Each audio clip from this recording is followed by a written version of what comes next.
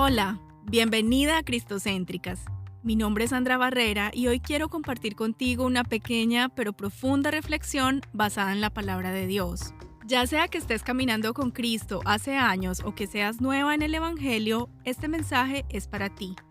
Te invito a que tomes tu Biblia y la abras en los pasajes que escucharás en el mensaje a continuación. Espíritu Santo, te pedimos que nos guíes en la comprensión de la palabra de Dios.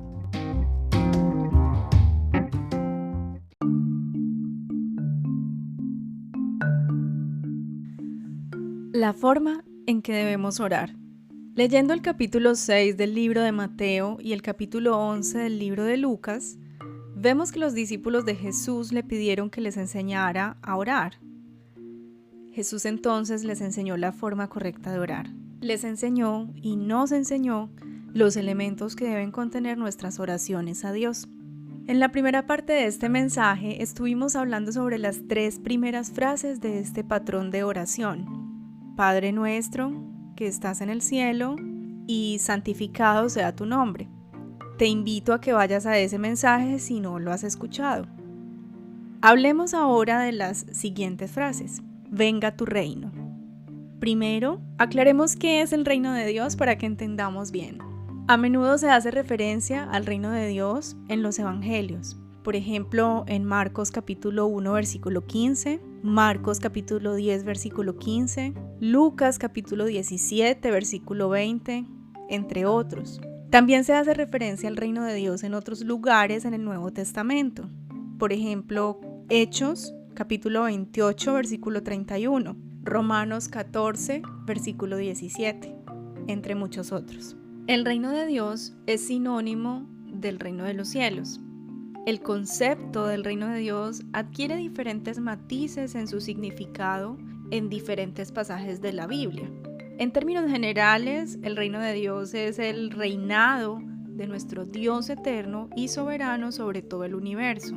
Varios pasajes de la Biblia demuestran que Dios es el monarca indiscutible de toda la creación. Por ejemplo, en el Salmo 103, versículo 19, leemos: El Señor ha establecido su trono en el cielo y su reino gobierna sobre todo.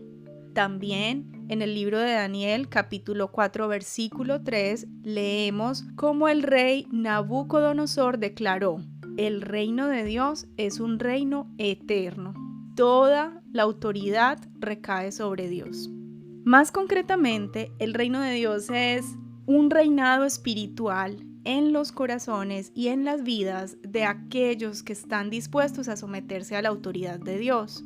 Quienes desafían la autoridad de Dios y se niegan a someterse a Él no son parte del reino de Dios.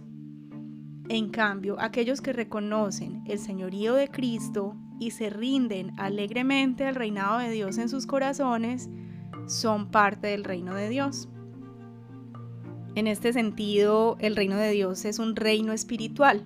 Jesús dijo que su reino no era de este mundo. Esto lo dijo en Juan, capítulo 18, versículo 36. Y Jesús predicaba que era necesario el arrepentimiento para hacer parte del reino de Dios, según leemos en Mateo 4, versículo 17. Entonces, el reino de Dios tiene varios aspectos. El Señor es el soberano del universo y por tanto, en ese sentido, su reino es universal. Y al mismo tiempo, el reino de Dios implica arrepentimiento y un nuevo nacimiento, en la medida que Dios reina en los corazones de sus hijos en este mundo como una preparación para la vida eterna. La tarea iniciada en la tierra va a ser consumada en el cielo, según leemos en Filipenses capítulo 1, versículo 6. Por temas de tiempo no podemos leer todos los versículos, pero te invito a que vayas a tu Biblia y los leas para que todos estos temas queden absolutamente claros. Ahora, volvamos a Mateo 6 y a Lucas 11. Volvamos a esa oración que Jesús le está enseñando a sus discípulos. ¿Qué quiere decir entonces la frase venga tu reino? El reino de Dios fue el tema principal de la enseñanza y de la predicación de Jesús en la tierra. De hecho, cuando Juan el Bautista vio a Jesús por primera vez, dijo que el reino de Dios había llegado. En Mateo capítulo 3, versículo 2 lo pueden leer.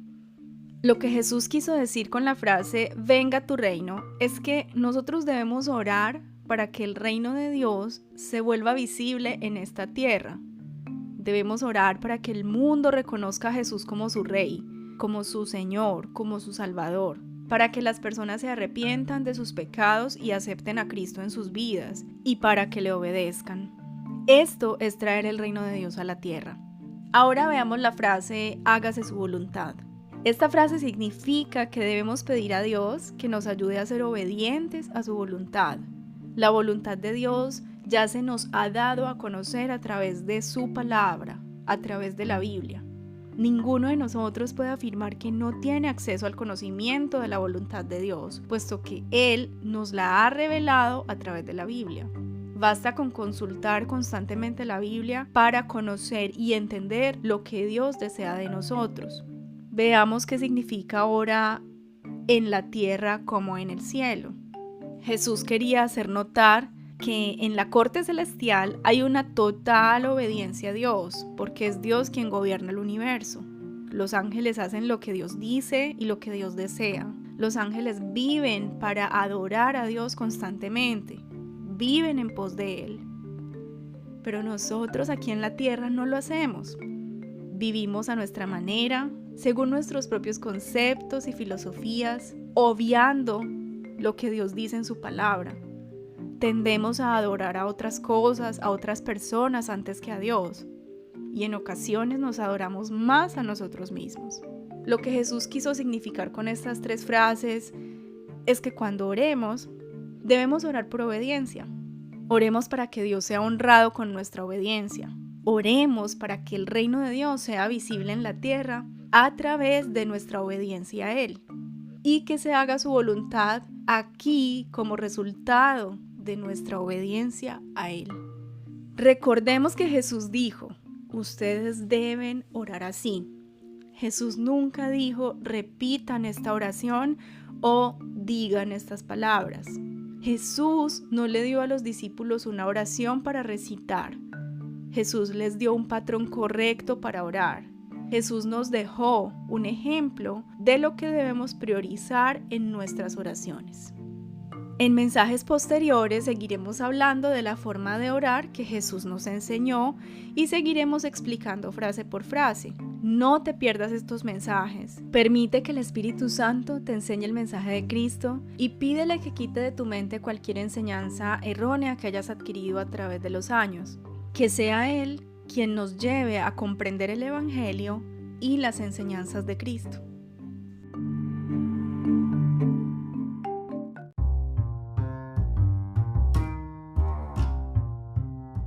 Hasta aquí nuestro mensaje de hoy. Espero que esta reflexión haya sido de bendición para ti. Compártela con tus amigas y familiares. Si tienes alguna pregunta o comentario acerca de lo que hablamos hoy, por favor envíala al correo contacto@cristocentricas.com. También puedes sugerirnos temas para grabar en futuros mensajes. Dios te bendiga.